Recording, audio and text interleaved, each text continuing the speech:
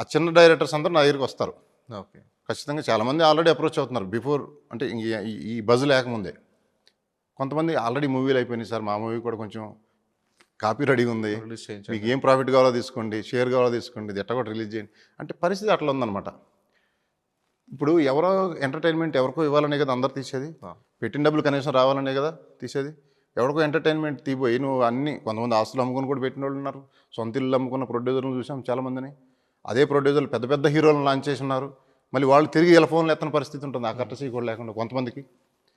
ఎన్నో ఉన్నాయి. ఇక మనుషుల నేచర్ మనం ఎవడ మార్చలేము. అది ఆ నెగిటివ్ నేచర్ పోవాలంటున్నా.